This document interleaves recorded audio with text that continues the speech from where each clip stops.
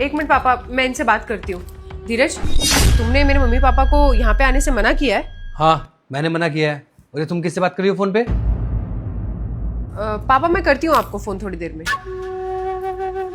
क्यों धीरज, क्यों किया तुमने ऐसा? तुमने क्यों कहा मेरे मम्मी पापा से कि वो यहाँ नहीं आ सकते? क्यों मना किया उन्हें? अरे बहकी बहकी बातें कर रहे थे बुड्ढा बुढ़िया, इसलिए मना किया मैंने। अच्छा, क्या बहकी बहकी बातें कर रहे थे? अरे बहकी बहकी बातें कर रहे थे कि दामाद जी मुझे आपके साथ रहना है, मेरे बेटे बहू ने घर से बाहर निकाल दिया है। पहले तो मुझे समझ में नहीं आया, फिर बाद में मुझे समझ में आया कि ऐसा क्यों बोल रहे हैं ये। मैं समझ गया था कि यहाँ पे परमानेंट रहने की बात कर रहे हैं। मैंने भी साफ साफ बोल दिया, अगर चाय पानी पीना हो ना तो जब मर्जी आ जाओ, लेकिन परमानेंट रहने के लिए यहाँ पे कोई जगह नहीं है।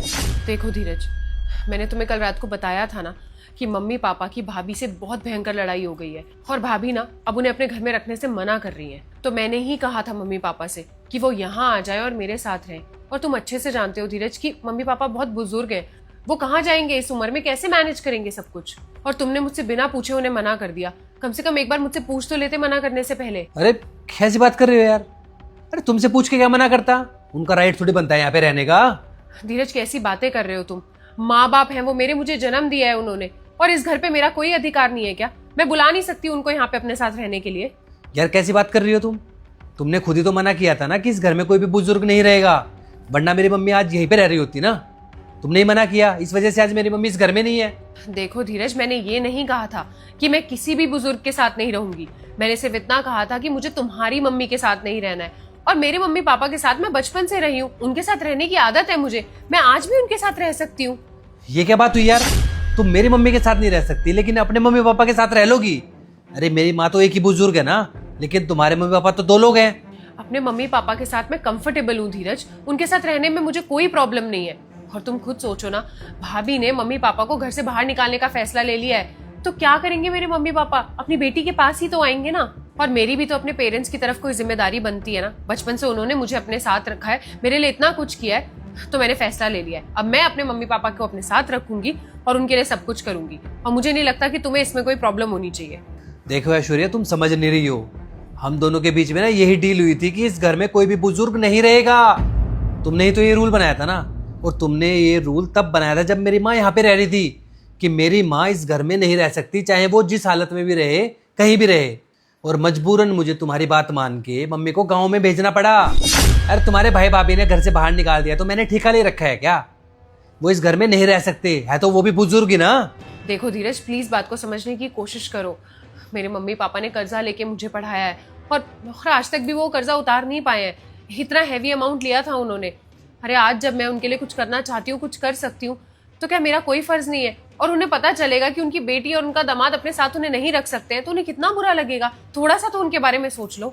हाँ, मेरी माँ ने तो मेरे लिए कुछ नहीं किया, मैं तो आसमान से टपका हूं ना। मेरी माँ ने भी मेरे लिए वो सब किया है जो हर माँ बाप अपने बच्चों के लिए करते हैं। तुम तो बहुत किस्मत वाली हो, तुम्हारे मम्मी पापा दोनों हैं। लेकिन मैं इतना खुशनसीब नहीं था। बचपन में ही मेरे पापा मुझे छोड़ के चले गए थे। उसके बाद मम्मी ने मुझे पता है कितनी मुसीबतों से पाला है, कितनी मुश्किलें झेली हैं। तुम नहीं समझ पाओगी। एक औरत ने बिना पति के अपने बच्चे को पाल पोस के इतना बड़ा कर दिया, और उसके बेटे ने क्या किया? उसे घर से बाहर निकाल दिया। जिस टाइम पे उनको अपने बेटे की सबसे ज्यादा जरूरत थी ना, उस बेटे ने उनको गांव भेज दिया। और उनका बड़प्पन देखो, उन्होंने कुछ नहीं बोला, चुपचाप गांव चली गई। उन्होंने कभी ये एहसास करवाने की कोशिश नहीं की कि वो तुम्हारी वजह से गांव जा रही है। उन्होंने हमेशा ये एहसास करवाया है कि उनका यहाँ पे मन नहीं लगता, उनको गांव जाना है, गांव में मन लगता है उनका। और उन्होंने ये सब इसलिए किया है ताकि तुम्हें बुरा ना लगे। और तुम्हारे माँ बाप ने जो तुम्हारे लिए किया है वो तो फर्ज है ना उनका, वो तो हर माँ बाप करते हैं। और अगर नहीं कर सकते तो फिर बच्चा पैदा ही क्यों किया? और अगर तुम्हारा भाई तुम्हारे मम्मी पापा को साथ में नहीं रख पा रहा ना, तो मुझे बता दो, बहुत सारे वृद्धाश्रम है, मेरी जान पहचान है, मैं उनसे बात कर लूंगा, वहां पे भिजवा दूंगा उनको। अरे धीरज, क्या प्रॉब्लम है तुम्हारी? क्यों नहीं बात को समझ रहे हो? मैंने तुमसे कहा ना, भाभी ने साफ साफ मना कर दिया है कि वो मम्मी पापा को अपने साथ नहीं रखेंगी। तो इसमें मेरा भाई क्या कर लेगा? अरे जब उसकी बीवी नहीं मान रही है तो वो क्या करेगा इसमें? और तुम्हें पता है ना, घर में औरतों की ही चलती है। और ये क्या वृद्धाश्रम की बात कर रहे हो तुम? अरे तुम उनसे जाके बोलोगे कि तुम चाहते हो कि वो वृद्धाश्रम में रहे, तो उन्हें कैसा फील होगा? अरे उनकी बेटी जिंदा है अभी, उन्हें अपने साथ रख सकती है, कैसा लगेगा उनको ये सब कुछ सुन के? अरे तो मुझे क्यों बोल रही हो? मेरी जिम्मेवारी मेरी माँ है, जिनको मैं साथ में नहीं रख पा रहा हूँ। वो बेचारी गांव में अकेली रहती है। और दूसरी तरफ तुम्हारा भाई है जो माँ बाप साथ में रहना चाहते हैं लेकिन वो रख नहीं रहा है। और एक तुम हो, बेमतलब में अपने माँ बाप की जिम्मेवारी मुझ पर डाल रही हो। तुम्हें पता है रिश्तेदारी में मेरी कितनी बदनामी हुई है कि एक माँ ने पाल पोस के बेटे को बड़ा किया और कामयाब होने के बाद बेटा अपनी माँ को गाँव में छोड़ के आ गया। वो तो अच्छा है मैं अपनी माँ से कभी कभी मिलने चला जाता हूँ, वरना मेरी माँ को कल को कुछ हो भी गया ना तुम्हें खबर भी नहीं आएगी। जब तुम्हें कोई फ़र्क ही नहीं पड़ रहा कि मेरी माँ किस हालत में रह रही है, तो मुझे भी कोई फ़र्क नहीं पड़ रहा कि तुम्हारे माँ बाप किस हालत में रहेंगे और किस हालत में नहीं। मैं इस घर में उन्हें किसी भी कीमत पे नहीं रहने दूंगा। देखो धीरज, मैं बहुत देर से तुम्हें समझाने की कोशिश कर रही हूँ। तुम्हें समझना है तो समझो, और अगर तुम नहीं समझ पा रहे हो ना, तो मेरे पास इस चीज़ का एक सोल्यूशन है। मैं तुम्हें डाइवोर्स दे दूँगी। अच्छा, तुम डाइवोर्स की धमकी दे रही हो? तुम एक काम करो, डाइवोर्स दे ही दो, मुझे भी नहीं रहना तुम्हारे साथ। पिछली बार भी तुमने ऐसे ही धमकी दी थी कि अपनी माँ को घर से बाहर नहीं निकालोगे तो डाइवोर्स दे दूंगी, और मैंने अपना रिश्ता बचाने के लिए अपनी माँ को अपने से दूर कर दिया।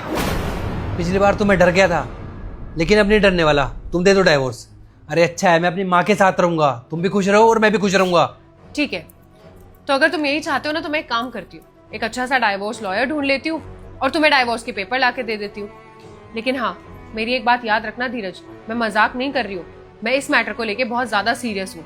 अभी हो सकता है तुम्हें लग रहा हो कि मैं बस तुम्हें एक धमकी दे रही हूँ, लेकिन नहीं, मैं सच में तुम्हें डाइवोर्स दे दूंगी। और जब इस घर को छोड़ के जाऊंगी ना, तब तुम्हें समझ में आएगा, तब तुम्हें मेरी याद आएगी ना, तो मुझे फोन मत करना तुम। कोई बात नहीं, मैं तुम्हारी इन बातों से डरने वाला नहीं हूँ। तुम दे दो मुझे डाइवोर्स। मैं अपनी माँ के साथ पहले भी खुश रहता था और अब भी खुश रहूंगा। धीरज, मैं मजाक नहीं कर रही हूँ, मैं तुम्हें सच में डाइवोर्स दे दूंगी। मैं भी कोई मजाक नहीं कर रहा, मैं भी सीरियस हूँ। इसके आगे फैसला तुम्हारा है, जो भी तुम्हें करना है। ठीक है, तो अगर तुम्हारी ईगो इतनी बड़ी है ना धीरज, तो मैं कर देती हूँ अपने मम्मी पापा को कॉल। उनसे कह देती हूँ कि उनका दामाद उनको अपने घर में नहीं रखना चाहता है, वो कर ले अपना इंतजाम किसी वृद्धाश्रम में। मैं कर देती हूँ उन्हें फोन। हाँ, बढ़िया ऑप्शन है। बोल दो, मेरा नाम लेके बोल दो कि मैं नहीं रखना चाहता हूँ उन्हें यहाँ पे। ठीक है, तुम्हें टेंशन लेने की जरूरत नहीं है, मैं कर लूंगी खुद मैनेज, मैं कर लूंगी मुझे जो करना होगा।